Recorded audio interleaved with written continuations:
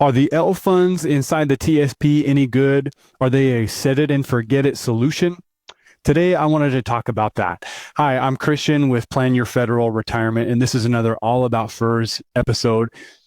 There's lots of different talks online.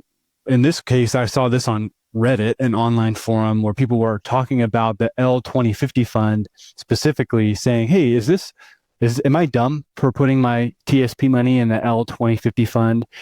And tell me why I'm wrong. So I wanted to jump in and give my 2 cents on the Lifecycle funds inside the TSP and answer that question. Are they a good solution or not? So I'm actually sharing my screen right now, and I wanted to go through just on the TSP website. This is talking about the L2050 fund.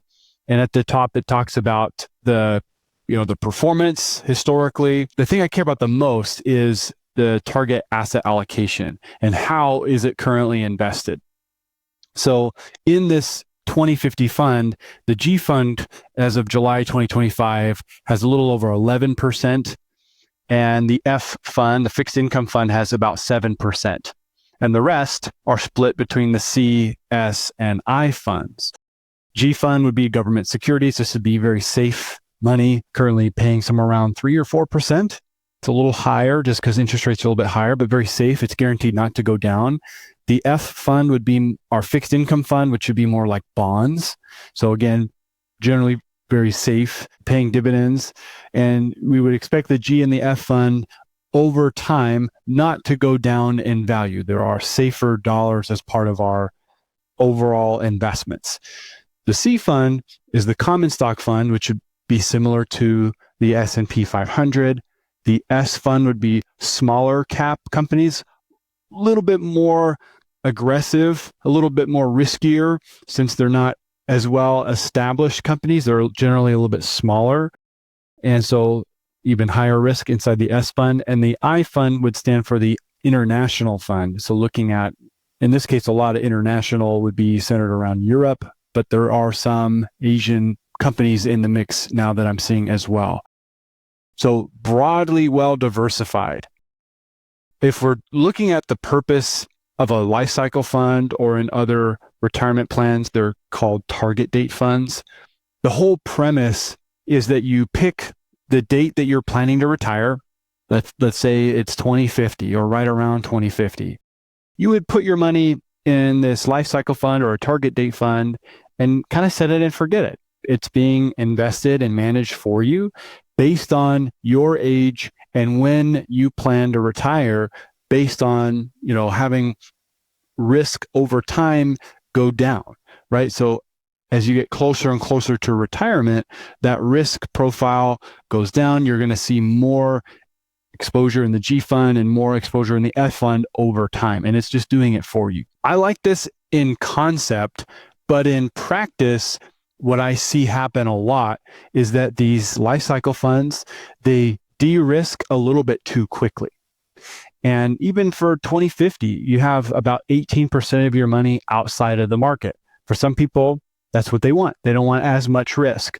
But if you're not planning to retire until 2050, that's 20, 25 years away. Do we even need money that's outside of the market? Do we even need money in the G and the F fund at this point in your career if you've got 25 more working years until you're spending that money? That's something that you have to come up with a good plan to decide. I would argue it might already start to be a little bit too safe in that regard. Let's take a look at 2040. So fast forward to the L2040 fund. Before, we had 11% in the G fund and it was around 7% in the F fund.